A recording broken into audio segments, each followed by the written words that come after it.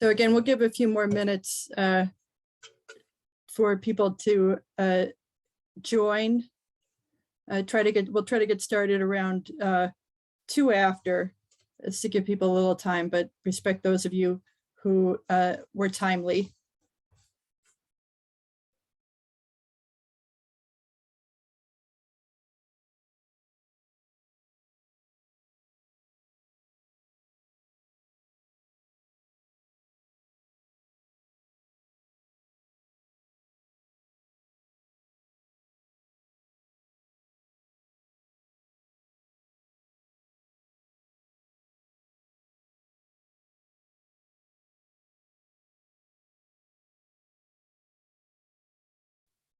We'll get started in about a minute. We'll give people a little bit more time to join.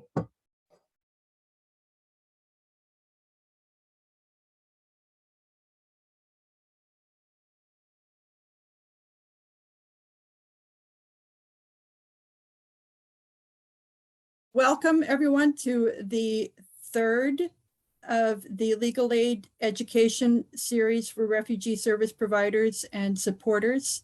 Today we have a great presentation, Troubleshooting Benefits Issues for Changing Refugee Households, Immigration Status, and Language Access with legal aid attorneys Deb Dahlman and Corey Lee Drozda.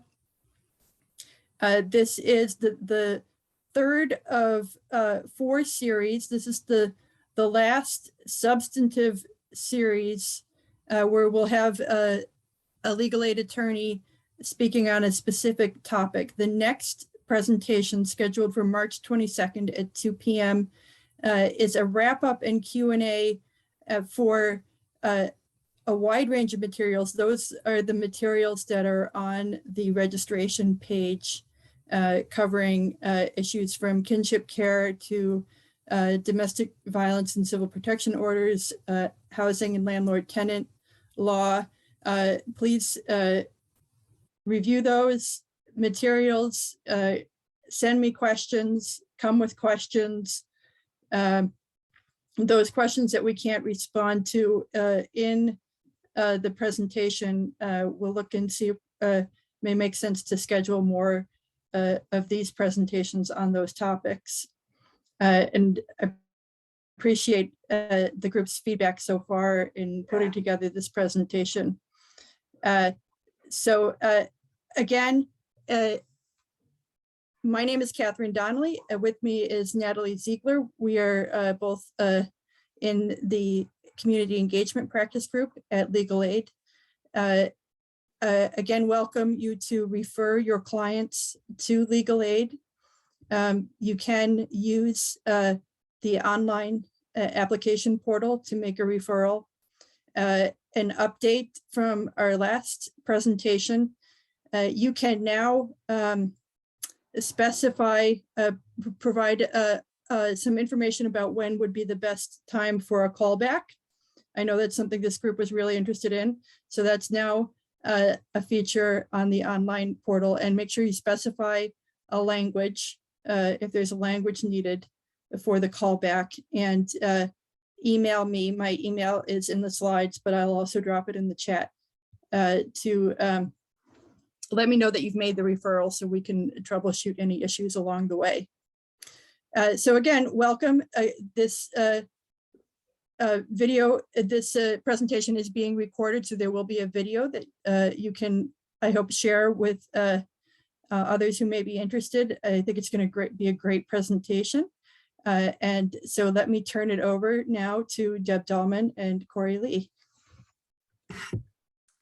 Hi, my name is Deborah Dahlman. I'm an attorney with Legal Aid. I've been with Legal Aid for about 15 years. And thanks for having us here today. Corey Lee is going to do a segment on some immigration issues, and I'm going to talk about public benefits. So I just wanted to start, and probably you all already know who Legal Aid is, and there's our 5-county area of the counties that we serve in Northeast Ohio. Of course, the focus is serving, providing assistance for low-income members of our community, wide area of practice groups and issues, including family law, tax, consumer issues, bankruptcy, evictions, housing, of course, is really, we really serve a lot of people who have evictions and housing issues. And then let's see the next slide, Natalie. This is sort of a summary of ways to reach us. Catherine already mentioned our online application process. Unfortunately, because of the pandemic, we don't have any walk-in intakes yet, but hopefully that will change soon. Phone intake is always available as well. We do have also some important information on the worker info line and the tenant info line.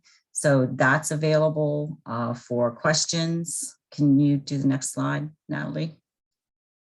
And there's just a summary of how you can apply by phone and online.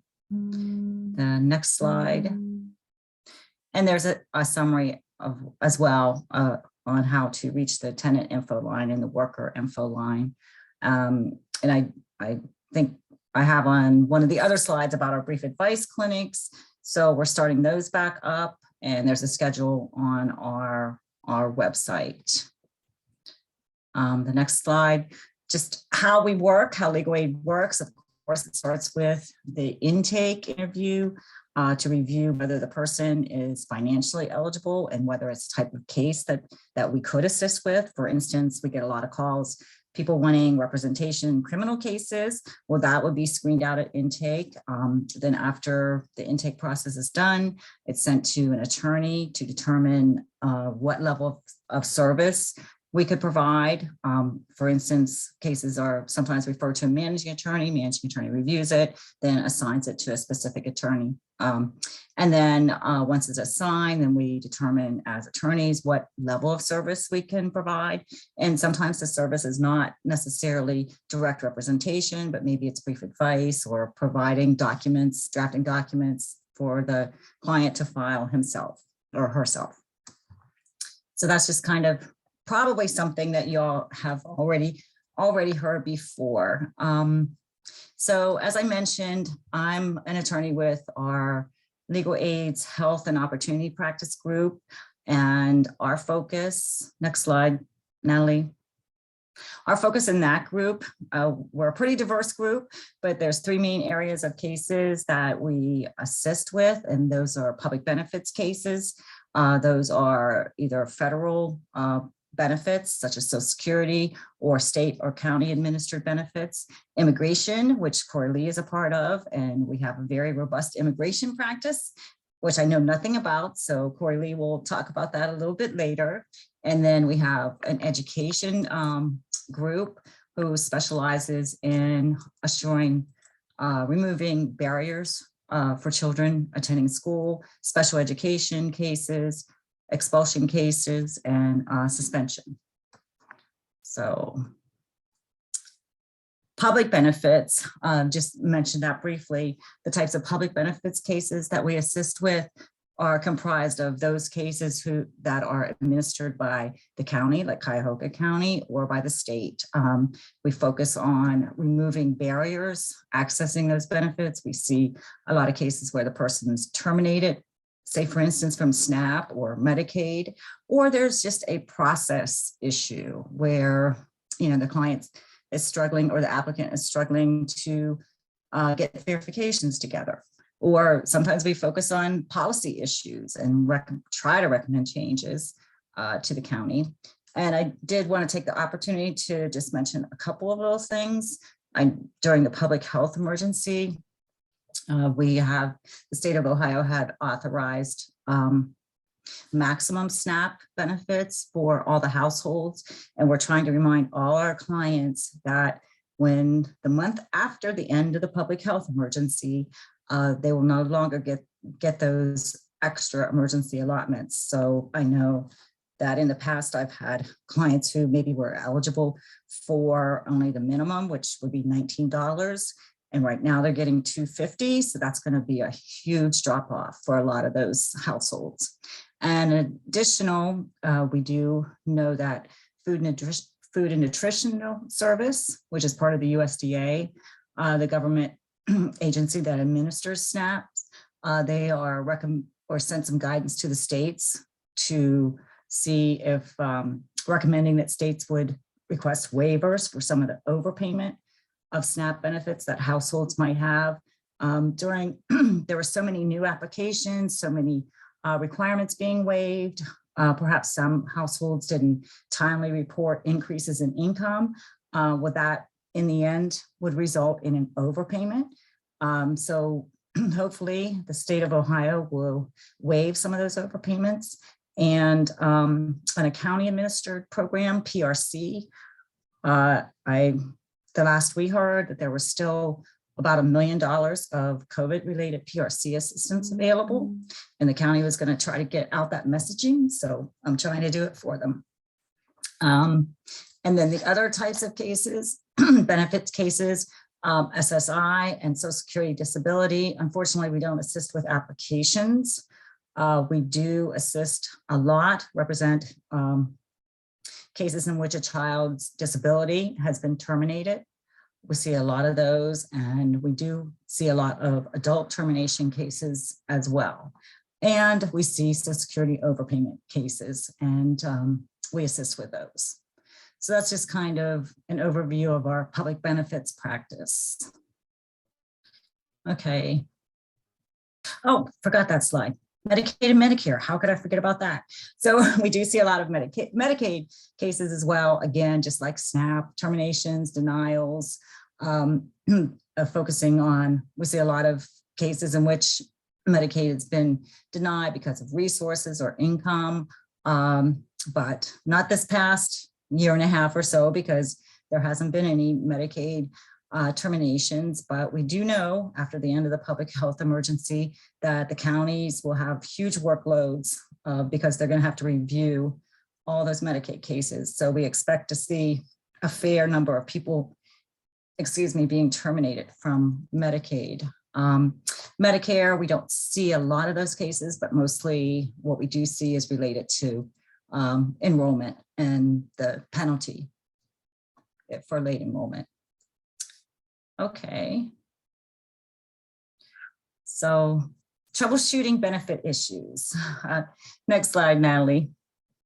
So, I just decided just to put the question out there. I understand there may be some issues when an adult receives SNAP or Medicaid benefits, and then they move out of the household. So what happens? Maybe the adult is the person in whom the case name is under, like mom or dad, and they leave, they got the Medicaid card, they have the Ohio Direction card. What do you do? Next slide. And what's required? I actually had a few cases like this past year, and Job and Family Services was asking the parent to prove custody. So custody is not required. All that's required is that you show that the person is living with you. So I thought I'd start at the beginning. Nowhere on the application for benefits does it say, please list the children that you have custody of. Like at the very beginning, it says, please list everyone who lives with you. So let's start with the SNAP rules. I'm sorry, I was just looking at my notes, making sure I was covering everything. Next slide, Natalie. So under the SNAP rules, the amount of SNAP benefits that you receive is based on what they call an assistance group. For instance, if an assistance group is just one person, they would only get $250 a month. If the group is 4 people, the maximum they could receive is $835.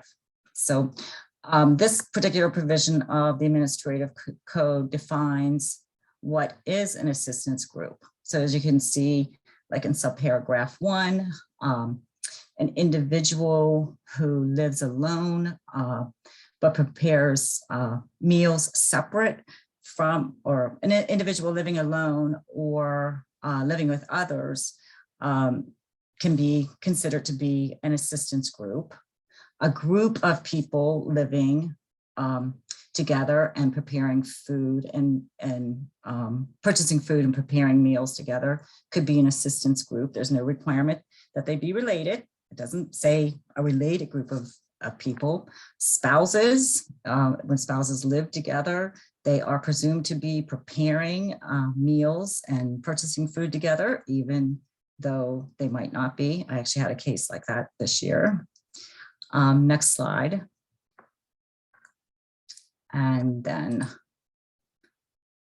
assistance group or children living with their parents when the children are under age 22. If they live in the home with their parents, then they would be part of the SNAP assistance group. And then what about persons who are under parental control? They're not living they're not living with their parents, but they're living with others who are taking care of a minor. So nowhere in any of these definitions does it say the person has to have custody of the minor. So I think I think the way the question was framed initially, this provides a clear answer, at least under the SNAP rules. Next slide. So this is just kind of repeating myself. What's missing from the definition of assistance group? The word custody. Custody of child's not required. There's no need for a court order, shared parent agreement, guardianship. All that is required is that you show that this minor is living in your household. Next slide, yeah. So this is, again, quite repetitive. I was just thinking about a case that I had this past year where I think that it was mom and dad. They weren't married, 3 children. Mom moves out, and then dad has the SNAP case and the Medicaid, and then eventually children come to live with her. And JFS said they want proof of custody. There was no proof of custody. They didn't go to court. They weren't married. So what the client needed to do was prove that the children were once again living with her rather than living in their dad's household. In that case, JFS accepted school enrollment papers, which ideally would have the child's current address on. Although there could be a situation in which maybe mom and dad or the households are within the same area and the children really are attending the same school. So in that case, I'll be honest, I really don't know how you would prove where the children live, except what I would do, and I've done this in a case, is recommend that you report to Job and Family Services immediately that this person has moved out of the household. Say, in the example, dad moved out of the household. Dad has the SNAP case. He might have the children's Medicaid cards. Report that to JFS. He now does not live in this household. So I would say that the burden should be on the other person to prove that the children do not live with him or her, but that's not necessarily how JFS sees it. They will often ask again for proof of custody, when really what they should be saying is prove that the children live with you. Next slide, Natalie. And one of the things that was actually on the last slide that I forgot to mention, whenever Job and Family Services, for any verifications, you'll get a checklist of verifications, provide your rent, provide information on your past employer. It's always the assistance group's responsibility to provide those verifications, but there is a requirement in the Ohio Administrative Code, and you see it there on subparagraph 2. It's very clear: the county agency shall assist the assistance group in obtaining verification. So I've used that in the past when maybe an employer wouldn't provide income information, or it's been a past employer, and maybe the person hasn't really been in contact with the past employer, and so, but the county agency has an affirmative duty to assist in getting verifications. And I would use that in these cases where parents have moved out or relatives have moved out, and JFS is saying, you prove that the children live with you. So I would request assistance. So next slide, Natalie, sorry. Actually, I had another example, and I may actually have some case examples at the end, but I had a client in which mom lived in Illinois, 2 children. So in Illinois, she was receiving SNAP and Medicaid. So the parties were never married. She decides that she can no longer care for the children, and she brings the children here to Cleveland. Dad's getting SNAP for himself. The children have no Medicaid. Mom has the Medicaid card. They need health care. And JFS told our client, prove that they're no longer on Illinois Medicaid, prove that they're no longer on the Illinois SNAP case. And what we did is, this client was particularly vulnerable. So we asked Job and Family Services to assist in that, and they had to reach out to Illinois. So that's an example of how that affirmative duty of Job and Family Services to assist with verifications is important, but they will not assist you unless you specifically ask. So Medicaid. Medicaid, I think everybody who assists with Medicaid basically knows that there's 2 types. You have the MAGI Medicaid groups, which came about after the expansion, the Affordable Care Act. Parents, caretakers, pregnant women, children, instead of the CHIP, they are now in the MAGI Medicaid, and those between 19 and 64 years of age. And then you have the ABD, the age blind and disabled Medicaid as well. They all have different income levels. So what about our scenario when children are receiving Medicaid or somebody's receiving Medicaid, they move out of the house, they're on somebody else's case, and well, this next slide shows that it's not as simple as it is in SNAP. I searched the rules and I couldn't find anything that provided a simple explanation. So how you determine the household composition for Medicaid eligibility under the MAGI is really quite dependent on whether you file taxes, whether you don't file taxes, whether you can be claimed as a dependent, or whether you're claiming a child as a dependent. The bottom line is this: as complicated as that looks, custody is not required. There's no need to show legal custody. So I think I'm saying, I don't understand these rules on this chart all that much, but I do understand that if Job and Family Services, if you have a change of household, what you need to be able to show is that person lives with you. Next slide. And here's an example of another category of MAGI Medicaid, the caretaker relative. That actually has a lower income level. I think it's 90% of caretaker, or 90% of federal poverty level, and it's caretaker relative. So that's when somebody is caring for a child and it's a relative. So if you have a situation where there are a group of people living together who are related, perhaps they would be eligible for this caretaker relative category of Medicaid. So the next slide, this is just my practical tips, just based on the 4 or 5 cases that we've had this past year. It can be really, really frustrating when you're relying on SNAP or Medicaid benefits, and the person the case is in their name, they're getting all the benefits. They now have their Ohio Direction Card. They have the $835 of SNAP issued to that card. They now have the Children's Medicaid card, and you're stuck. So my practical tips, just based on the cases that I've had, is contact Job and Family Services, let them know the person has moved out, You will probably have to do a SNAP application because what they'll do is the person moving out will have their own case, and then you or the new person and the children will be moved to a different case. So the sooner you let them know, the better.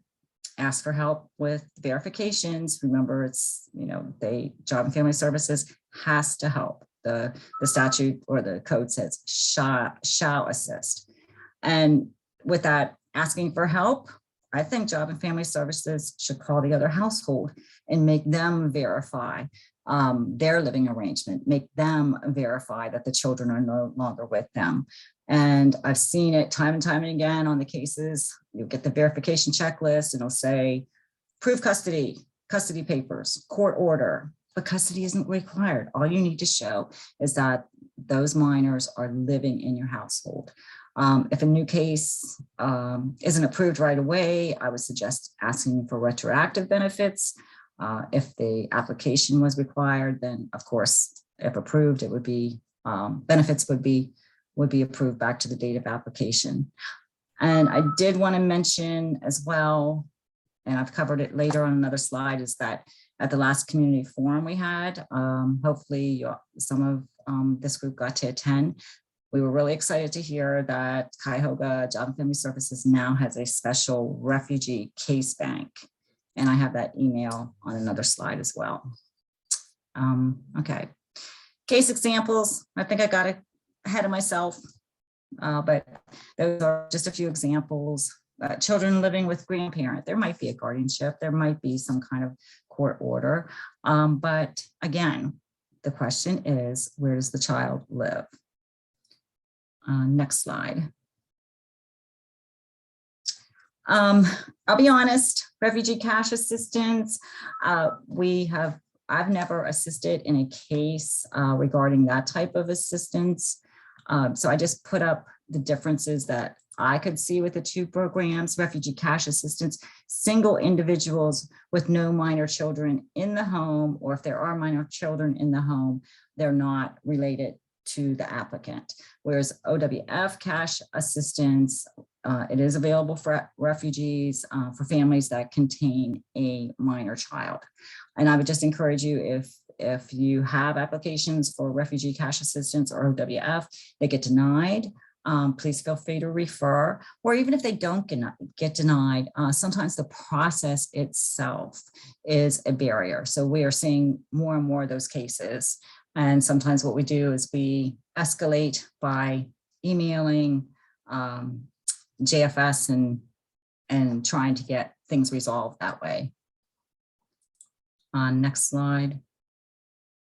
So this is the information. I plagiarized it entirely from the Cuyahoga County JFS community forum, but I thought it was really important. If y'all didn't know about it, look at this. They have, I think, 4 eligibility specialists assigned to applications just for refugees. I would hope that someday in the future, they'd have enough staff to assign eligibility specialists for people with language access issues or people with disabilities, but I'm happy that this is at least kind of a start to a specialized case bank. Thank you, Catherine, for putting that up there. So that's all I had. If anybody has any questions, or if anybody wants to email one of us later with questions, happy to answer them. I hope I did hit the topic correctly, but feel free to follow up with one of us with any questions you might have. Hi, yeah, I have a question. My name's Megan. I work with the refugee response. So I'm just wondering, could you touch on a little bit more specifically, like eligibility for folks to access this kind of support from legal aid? Do we have to kind of wait until, there's maybe a wrongful denial or some kind of other complication, or can we refer somebody if we know, they're going to benefit from public benefits, but maybe they aren't like enrolled in our programming specifically, but they're a community member we're aware of, and they could use help with that? Yeah, that's really a good question. And I want to say, I think it's probably been maybe since the start of the public health emergency, when there were so many new applications for benefits. We used to have our case acceptance criteria was that there would be a termination or that there would be a denial, because we were looking at those cases with our lawyer hat on saying, okay, let's see if there's something we can appeal. But since the public health emergency, we've opened up our case acceptance criteria further to basically accept anything involving public benefits. So what I would suggest is the person already have applied for benefits. We are assisting in cases where there's a lot of language access issues, where maybe Job and Family Services isn't sending out notices in the applicant's primary language. We'd like to see those. So, maybe there isn't a legal issue, maybe there isn't a wrongful denial or termination, but there are barriers. So right now, yes, we are looking at those cases as well and getting involved in those. A large part is just trying to facilitate the person being approved for benefits as quickly as possible. Okay, great. Yeah, that's really good to know. Thank you. Does that answer? Yeah. For I would sure. encourage the person to have already applied, but Okay. quite frankly, what we see too is sometimes the application process itself is like in PRC, they send out, this verification checklist and Okay. Yeah, that's good to know. Thank you. Okay, well, good. Feel free to refer. All right, so if there's, more public benefits or questions for Deb, the expert, throughout or, at the end, obviously we, are happy to answer those questions, but for now it can transition to just some kind of more immigration related public benefits considerations. So like Deb and Catherine, mentioned in the beginning, my name is Corey Lee. I am an attorney, just like Deb in our Health and Opportunity practice group, but I specifically focus on our immigration work. So just for a very brief overview, the majority of our casework involves humanitarian-based applications, mostly for those who don't have any immigration status currently. So those types of cases are protection under the Violence Against Women Act, or VAWA. Some of you may have heard of that. U visas, which is immigration protection for victims of certain crimes in the United States. Of course, asylum, special immigrant, juvenile status applications. But I know that you all work with, mostly refugees and perhaps some asylees, people who've been granted asylum status, who of course have immigration status. So for immigrants who do have immigration status, we also assist or provide many types of case assistance. For example, if someone wants to apply to adjust status to lawful permanent residence, or in other words, getting a green card, we handle those applications for asylees and refugees and others. We can help to replace or renew a green card or other types of immigration documentation. I think, as sort of Deb mentioned, especially for those who just face barriers in doing so, or just, issues that they're having without having that documentation. We handle naturalization cases or citizenship, so helping people to apply for citizenship. And then we also represent people who are in immigration court or removal proceedings. We will represent them in defending against deportation. And then additionally, which sort of relates more to the topics I'm going to be talking about shortly, we also, of course, want to think about the systemic issues that our clients face and to try to figure out solutions to those issues. So please let us know if those that you work with, encounter problems accessing the justice system, accessing government services like public benefits, getting IDs at the BMV, accessing healthcare, all those sorts of things. We want to know about them and can try to, we would love to try to address those. Okay, so transitioning to the subject on this slide, as I know you, I'm sure all know, there are eligibility requirements for public benefits related to immigration status and those that are not related to immigration status. These are the immigration status related eligibility grounds. And of course, refugees and asylees are eligible for public benefits because of their specific immigration status. And next slide, please. And so, again, as you all know, and as far as I know, asylees and refugees are eligible for pretty much all forms of public benefits, fortunately, with those couple of exceptions that are there on that slide for, cash assistance and SSI. And I think that's all I wanted to, mention there. Okay, yes, next slide. However,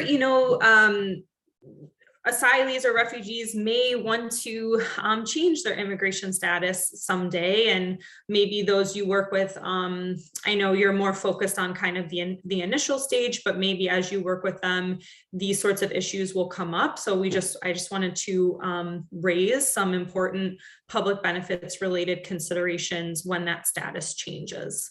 So refugees and asylees can adjust status to become a lawful permanent resident, or in other words, to get their green card after they've been in that refugee or asylee status for 1 year. And of course, they don't have to do it after 1 year. They can be in that status for many, many, many years and will always be eligible to adjust unless some other situation comes up. But after 1 year, that's the earliest they are eligible. And there, of course, are many benefits to becoming a lawful permanent resident. Right here, I think, are the most notable ones. First, it's a pathway to applying for citizenship. Being a refugee or asylee in and of itself doesn't make someone eligible for citizenship. You have to go to that next step of getting a green card first. So doing that will open the door to citizenship. Unlike the employment authorization document or the EAD work permit card, which can obviously is used to work and can serve as proof of asylee or refugee status that has to be renewed. I think right now it's like every 2 years. The green card is valid for 10 years. So you don't have to worry about doing that as often, which I think is a big benefit. And then I think there's just a little bit more greater security in traveling outside of the country with lawful permanent resident status. The topic for a different day. There are considerations, of course, for refugees and asylees related to their immigration status if they wanted to travel to like the country they fled from, but I won't get into that. But I just kind of mean, generally speaking, some greater security there. And then important for the topic we're talking about today, however, a couple of consequences of adjusting status to lawful permanent resident for asylees and refugees is that you lose that asylee or refugee status, meaning that you're no longer considered an asylee or a refugee under like the immigration laws. You are now considered a lawful permanent resident, and that transfers over to the public benefits side. And therefore, just like there is for, other, all lawful permanent residents, there's a 5-year bar on receiving public benefits. So you're not eligible to get public benefits until you've had your lawful permanent resident status for 5 years, except in these two circumstances that I have here. I personally haven't come across the situation for any of my clients, but I'm sure, that those apply to some, but I think for the most part, you're looking at that there's going to potentially be an ineligibility for public benefits. So that's a really important thing for refugees and asylees to know about if they're considering applying for their green card. Okay, next slide. And then transitioning to a different, but another immigration related public benefits topic is the public charge rule.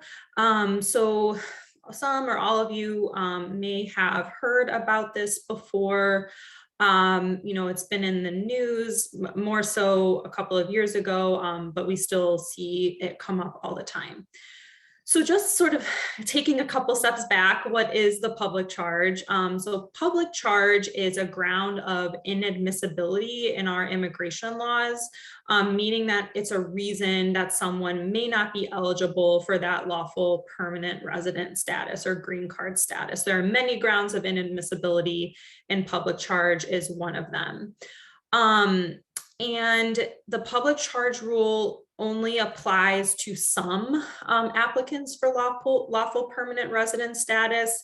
It never has and never did and currently does not apply to asylees and refugees who are applying for green cards. So that is probably the most important thing. This is not something that asylees or refugees ever have to worry about. And the definition, of what a public charge is that it's someone who is likely to become primarily dependent on the government to maintain for subsistence, to maintain themselves, as demonstrated by either these very specific circumstances, receipt of cash assistance for maintaining income, or institutionalization for long-term care at government expense. So just those two grounds. And okay, next slide.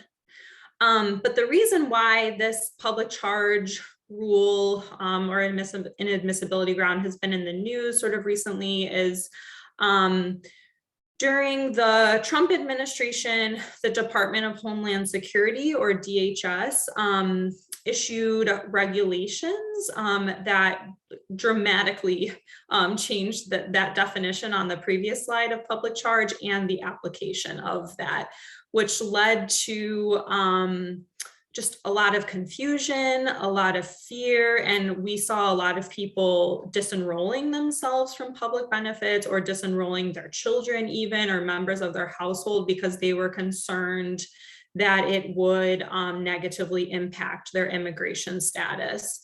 But even during that, period of time when this Trump administration sort of new meaning wasn't in effect, it still didn't apply to refugees and asylees or to many other types of immigrants applying for lawful permanent resident status. But again, many people thought that it did. So where we are now with this, on March 15th, U.S. Citizenship and Immigration Services, or USCIS, that's one of the immigration agencies that sort of processes green card applications. They basically announced that they're going to remove that Trump administration public rule and resort to that definition that I had on the previous slide, which was from guidance back in 1999 around kind of how USCIS should evaluate public charge. And then recently they issued what's called a notice of proposed rulemaking on public charge, that's where an administration can basically make a formal rule or regulation that has the effect of a law. And that proposed rule basically would just codify or like make more formal that 1999 definition. And so USCIS will accept comments from the public, interested parties until that date, and then they'll review all the comments and finalize the rules. So hopefully there should be just a more formal rule on kind of what public charge means, what can be considered, but currently, the Trump era rule is not in effect. Next slide. So again, just to repeat, these are the really important takeaways. The public charge inadmissibility never has and currently does not apply to asylees and refugees. And if they decide that they want to apply for lawful permanent resident status, the public charge is not going to apply to them. And, refugees and asylees certainly, and any non-citizens really should not disenroll themselves or their family members from public benefits because they're concerned about the public charge. And for those who are subject to it, again, only these public benefits are considered. So all the things that Deb talked about, those are not taken into consideration with the public charge. And if you know of anyone, or if you encounter any questions that have concerns about the public charge, please we recommend that you can refer them to us or to another immigration and legal services provider, because it's important that people get the support and the help that they need, and public charge really shouldn't be a reason that they are not. Okay, next slide. Great. So then transitioning again to a different topic, I wanted to talk about language access. I know that is something that's very important for the groups that you all assist and work with, and it's definitely a challenge when navigating public benefits and many other government services. Next slide, please. So there are, legal protections, of course. I mean, that probably seems, one would hope, intuitive, but here is the actual, legal basis for the legal protections that those whose first language isn't English. I don't really love the term limited English proficient because I feel like it focuses on the deficit of the person, but that is that I'm just going to use that for simplicity in this presentation because that's sort of the language that's in a lot of the guidance, but just with that caveat that I hope we can come up with something better. So the Title VI of the Civil Rights Act, this language is right up here, but most importantly, you can't discriminate basically based on national origin. And then, about 10 years later, the US Supreme Court interpreted that protection under the Civil Rights Act to basically mean that failure to provide meaningful access to government services, i.e. federally funded programs to LEP individuals constitutes national origin discrimination and is prohibited under Title VI. Next slide. And so because of that, JFS and other government agencies, or not even necessarily government, just other programs like legal aid, for example, we receive federal funding. So we also have responsibilities under Title VI. Any recipient of federal funding has responsibilities under Title VI, and they must take reasonable steps to ensure meaningful access to their programs and services.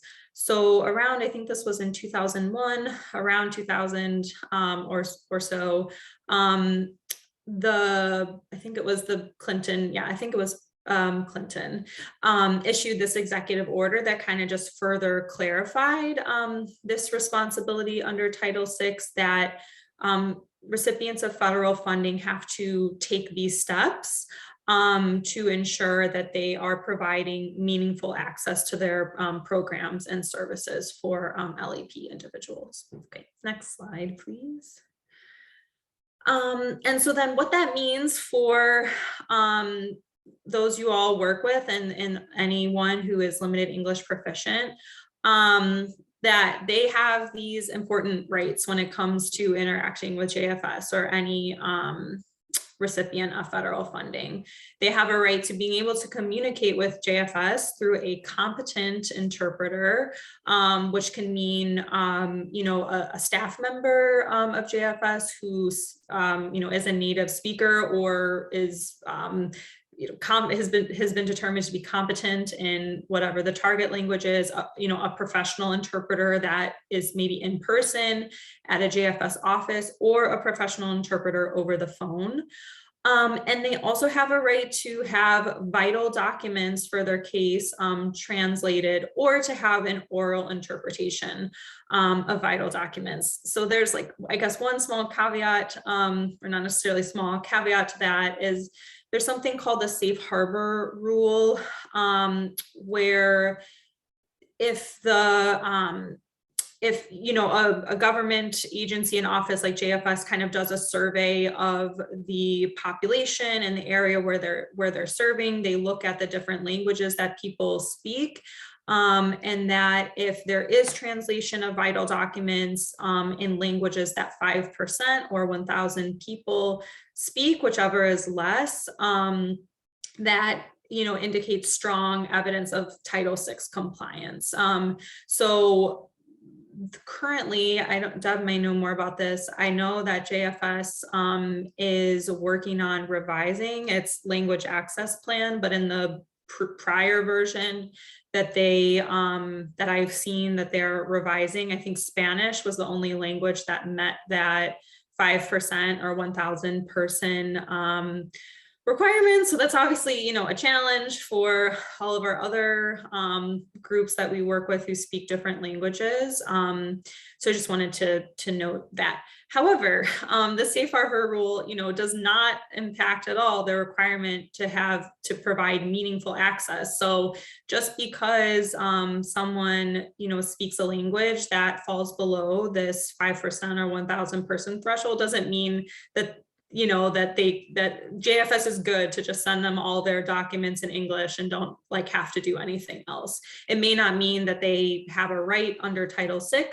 to have the documents 100% translated in their best language, but JFS has to do something to make sure they can understand everything that's happening in their case. Okay, next slide.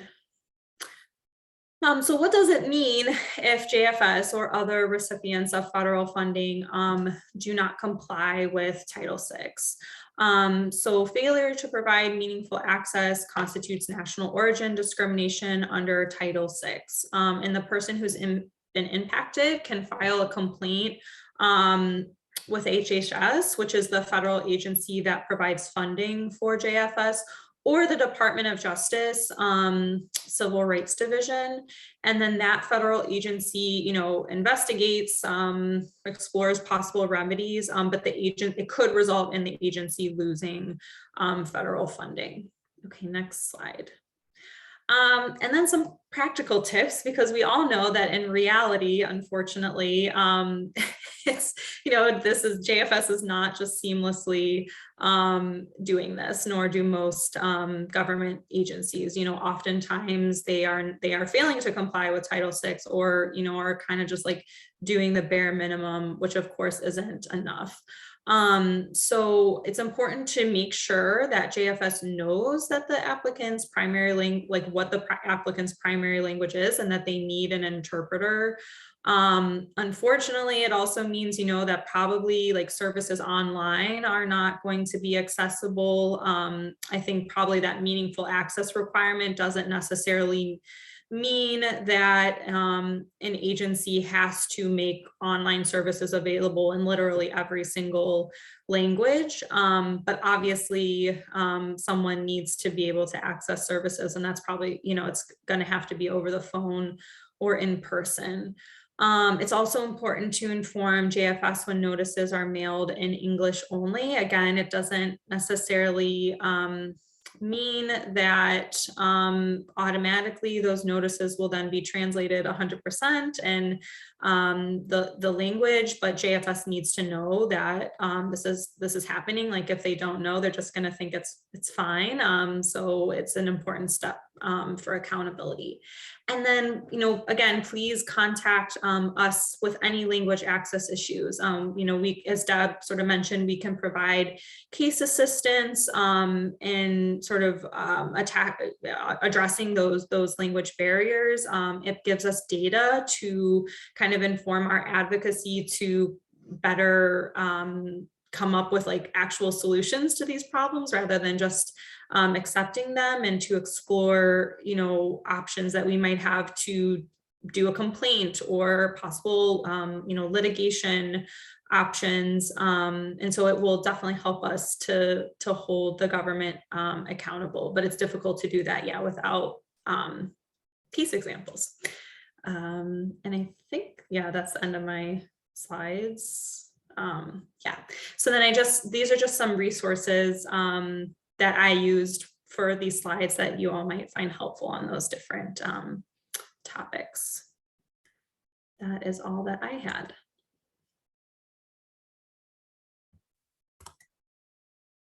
Thank you both. That was a very informative, and we've already gotten a request to get the slides out. And yes, you will get those slides. Those will go out to all registrants for the series, and will include those resources that were on that last slide. Any questions? Feel free to unmute yourself or drop them in the chat.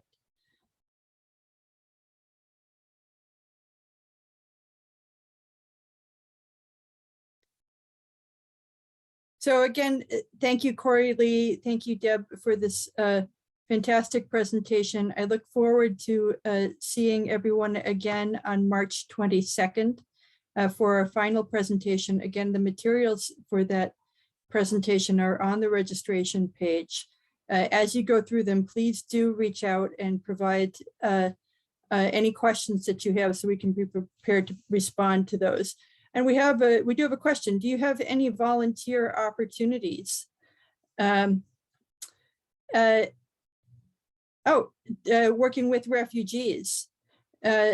So for legal aid specifically, we have opportunities for attorneys to volunteer with a variety of cases that you can find on our website under Take a Case.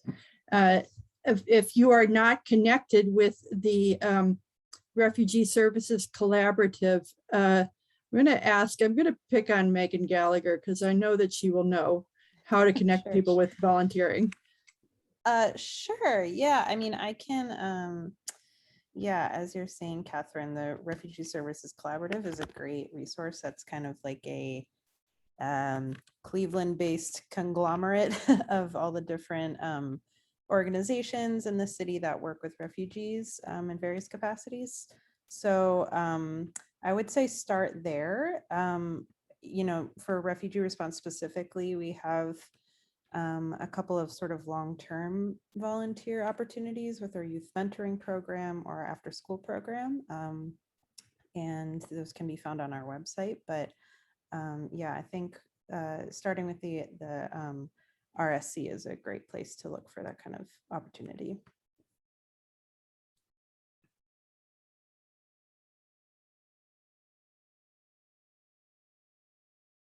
Oh, Catherine, you're on mute.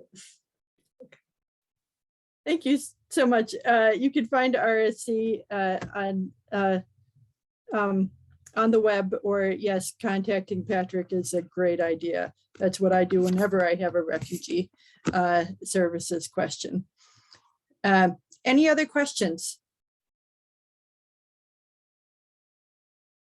So thank you all for spending some time with us this afternoon. And again, I look forward to seeing all of you on March 22nd for our final presentation. And again, please do forward any questions you have as you're working through those materials.